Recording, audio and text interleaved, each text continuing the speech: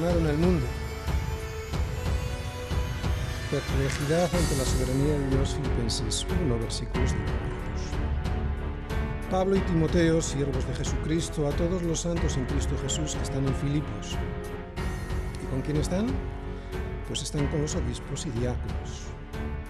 Y esto es lo que Pablo empezó diciendo: gracia y paz a vosotros de Dios nuestro Padre y del Señor Jesucristo.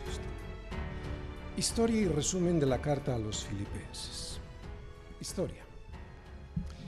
Muy bien, después de unos 20 años de haber sido crucificado Jesús, llegaron a Filipos unos misioneros desde Troas, Asia Menor, lo que se conoce hoy actualmente por Turquía, hasta Neápolis, que fue el primer punto que tocó Pablo en Europa. Y allí desembarcaron estos viajeros, en Neápolis, en lo que conocemos como el segundo viaje misionero de Pablo, camino a Macedonia, obedeciendo al Espíritu Santo y respondiendo a una visión que había tenido él en Troas.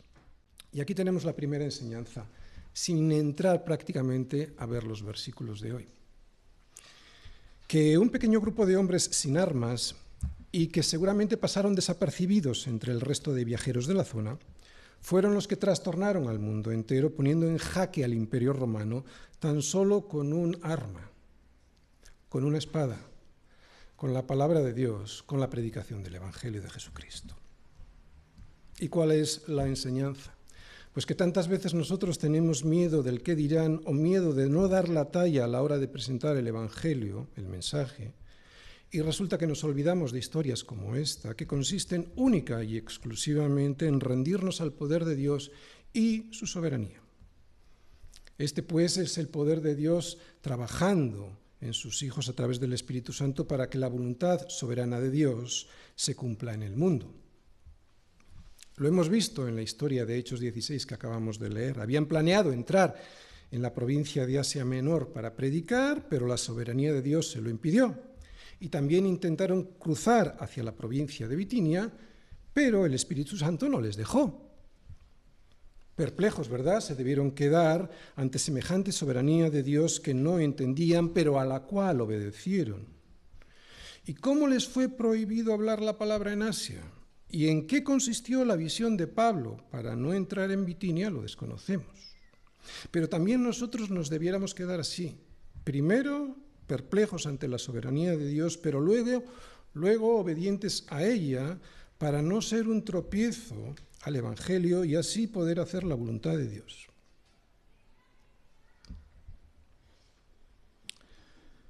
¿Cómo podemos nosotros escuchar la voz del Espíritu Santo? Tantas veces me ha dicho el pastor en su despacho que lo habéis preguntado. ¿Cómo nosotros podríamos escuchar la voz del Espíritu Santo? Bueno, lo vamos a volver a decir hoy. Teniendo un limpio corazón. Un limpio corazón está siempre sensible a escuchar la voz del Espíritu Santo que Dios ha puesto en él, sellándonos, para que en todas las áreas de nuestra vida podamos primero entender, claro, y luego obedecer lo que Dios quiere de nosotros. ¿Cuántas veces nos resistimos a escuchar esa voz del Espíritu Santo directamente hablando en nuestro corazón o a través de la palabra o incluso a través de las exhortaciones de otros hermanos en la fe?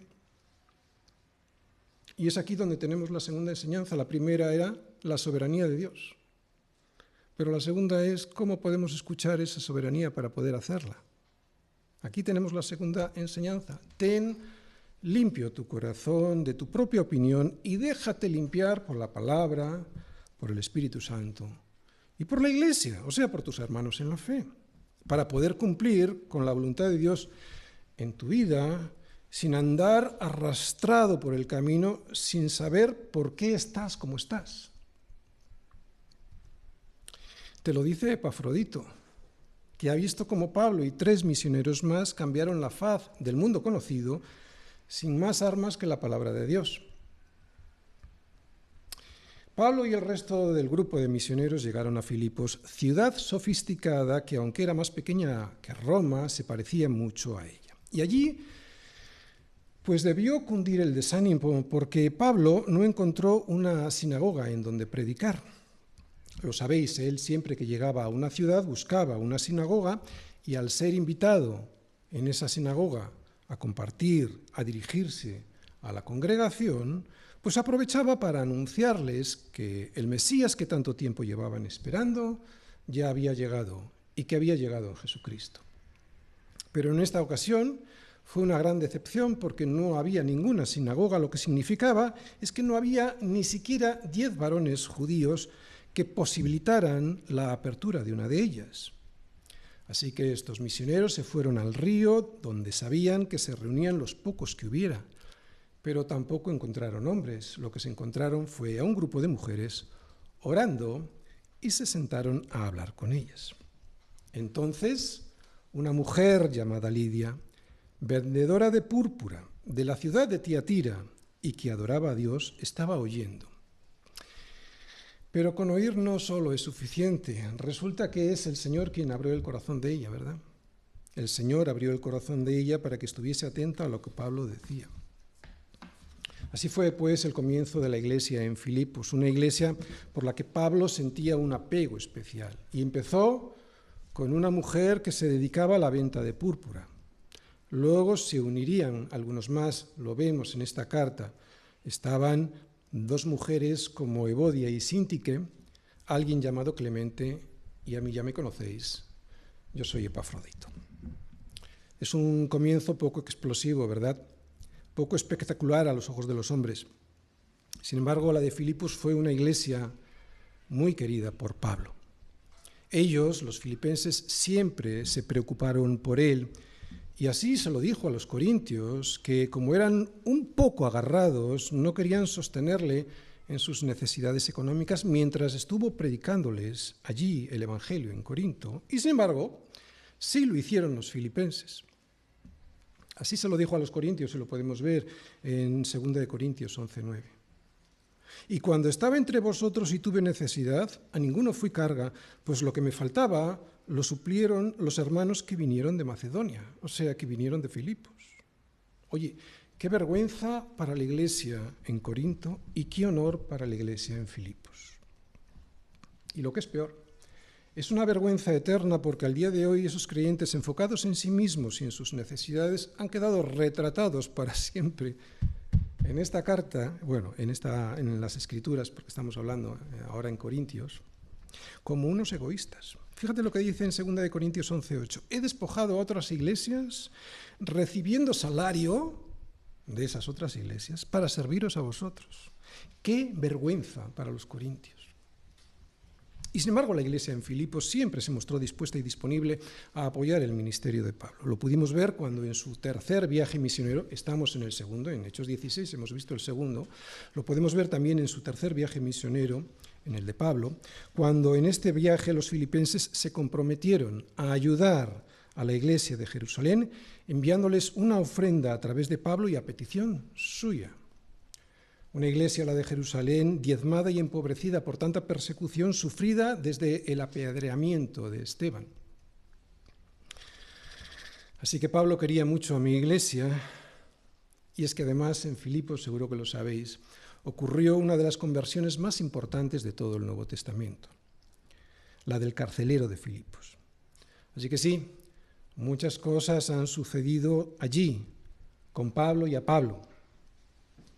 Pero como ya sabéis, ahora él está preso en Roma, por eso estamos preocupados. Así que la Iglesia me ha enviado para entregarle una ayuda económica para que se pueda sostener en esa situación tan desesperada. Y aunque esperábamos que Timoteo, que estaba con él, pudiera volver conmigo para ayudarnos con varios problemas que han surgido en la Iglesia, Pablo considera que es mejor que él se quede ayudándole en la prisión. Muy bien, como habéis leído en este primer versículo de esta carta, Pablo y Timoteo nos saludan.